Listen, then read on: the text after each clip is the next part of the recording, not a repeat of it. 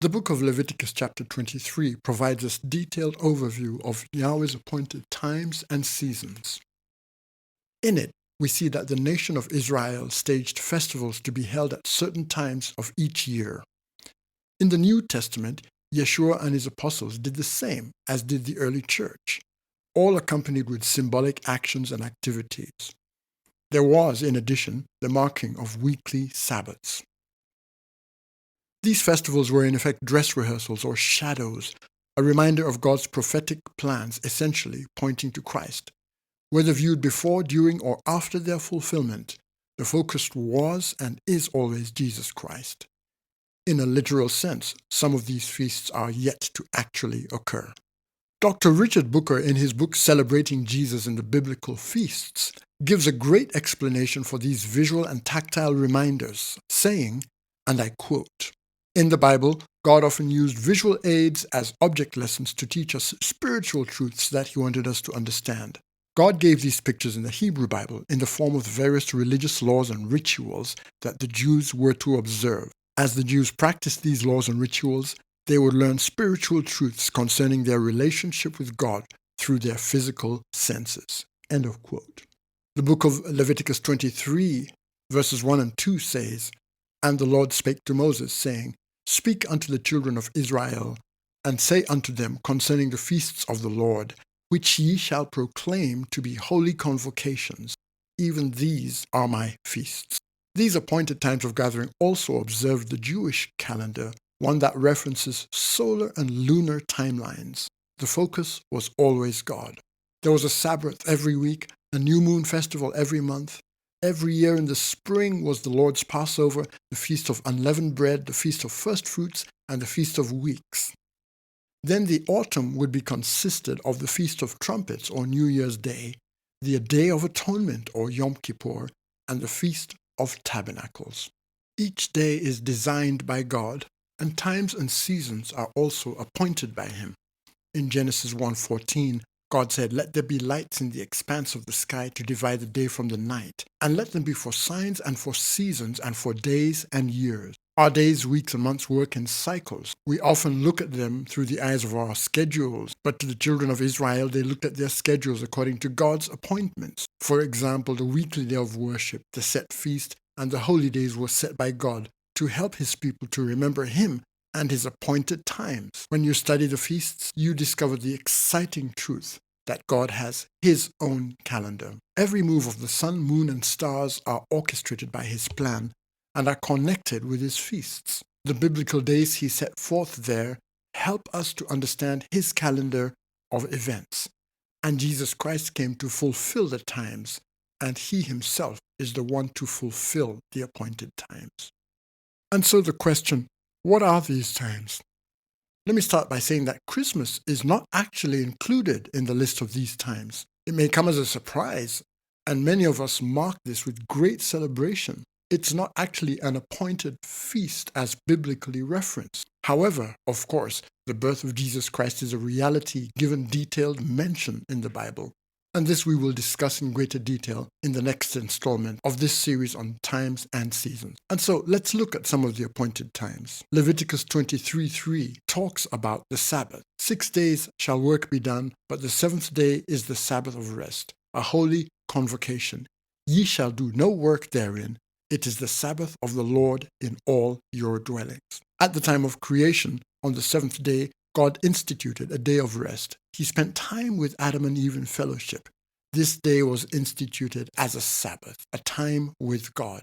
We move on to the new moon observance. And if you read through Numbers 28 from verse 11 to 15, we see that during these festivals, there were several types of sacrifice to be offered. Work was set aside for the purpose of participating in and enjoying those feasts. Bullocks, rams, flour, meat, and drink offerings in specified portions were required. Looking at that passage, as I mentioned earlier in Numbers 28, 11 to 15, you will see the details, including the flour, the ram, the mingling with oil for a meat offering, drink offerings, 1 kid of the goats for a sin offering. Great details were specified in the way the new moon observance was to mark the first day of every month. We move on to the Passover, which was at the beginning of the time of the year when the moon was full. In Northern Hemisphere terms, it fell on the first month of the spring season. Leviticus 23, 4-5 says, "These are the feasts of the Lord, even holy convocations, which ye shall proclaim in their seasons. In the 14th day of the first month at even is the Lord's Passover." The name Passover originates from the Hebrew term Pesach, leave behind by crossing or passing over, and it evoked the time of Israel's salvation and deliverance from captivity. Along with the Feast of Weeks and Tabernacles, it is one of the 3 annual pilgrimage festivals. Next, the Feast of Unleavened Bread. Again in Leviticus 23 from 6-8, it says, "And on the 15th day of the same month is the Feast of Unleavened Bread unto the Lord. 7 days ye must eat unleavened bread. In the first day ye shall have a holy convocation. Ye shall do no servile work therein, but ye shall offer an offering made by fire unto the Lord 7 days. In the 7th day is a holy convocation. You shall do no servile work therein." During this week of the Feast of Unleavened Bread, the only food consumed was unleavened bread, as a sobering reminder of Israel's hurried departure from the land of captivity and slavery. Following closely after this is the Feast of Firstfruits. And if you take time to look at Leviticus 23 from verse 9-14, you will see that the high priest would be presented the first sheaves of grain from the spring harvest as a wave offering to the Lord, as a thanksgiving for his provision. Until this had been done, the people were not allowed to consume their grain. The first and the choice portion of everything that they produced and harvested belonged to God. Next on the calendar was the Feast of Weeks. The Feast of Weeks, as we move down the calendar, fell in late spring, and this was to take place on the 50th day, 7 weeks after the Feast of Firstfruits. In the New Testament, in Acts chapter 2, verse 1, this feast is known as Pentecost, and this feast involved offering God the first loaves of bread made from the wheat harvest. Extracts from the Psalms and from the book of Ruth would be read out. The Feast of Trumpets, New Year's Day, Rosh Hashana, which was observed in the fall, or autumn as some people call it, marked the start of a new agricultural and civil year in Israel. Deuteronomy 16:9-10 says, "You shall count for yourselves 7 weeks. From the time you begin to put the sickle to the standing grain, you shall begin to number 7 weeks. You shall keep the Feast of Weeks to Yahweh your God with a tribute of a freewill offering of your hand, which you shall give according as Yahweh your God blesses you." As we move on, in the book of Leviticus chapter 23, from verses 23-25, it says, "Yahweh spoke to Moses, saying, Speak to the children of Israel, saying, In the 7th month, on the first day of the month, shall be a solemn rest to you, a memorial of blowing of trumpets, a holy convocation.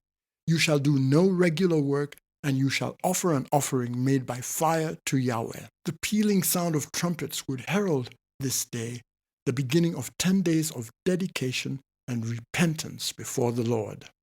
The Day of Atonement, or Yom Kippur, was the highest and holiest day of the Lord's appointed times, falling 10 days after the Feast of Trumpets. Numbers 29, 7-11 eloquently outlines the instructions thereof. "On the 10th day of this 7th month you shall have a holy convocation, and you shall afflict your souls. You shall do no kind of work, but you shall offer a burnt offering to Yahweh for a pleasant aroma. 1 young bull, 1 ram, 7 male lambs a year old. They shall be to you without blemish." As you read through it, you will see the requirements of fasting, of solemn repentance, of sacrifice. When once a year the high priest would enter the Holy of Holies in the tabernacle, making a mitigating blood sacrifice for the sins of all the people, and no work was to be done on that day. 5 days later, Israel celebrated its most joyous appointed time of the year with the Fall Harvest Festival, or Sukkot, also known as the Feast of Tabernacles or Feast of Booths. This is eloquently outlined in Leviticus 23 from verse 33-36. During this week-long celebration, the people built small makeshift shelters where they lived and ate their meals as a reminder of God's provision and care during their 40 years of wandering in the wilderness, when they lived and worshipped in temporary tents. And those are the appointed feasts in the appointed times and seasons of the Lord. While they were initially given to Israel for observation, they are just as applicable to the church today.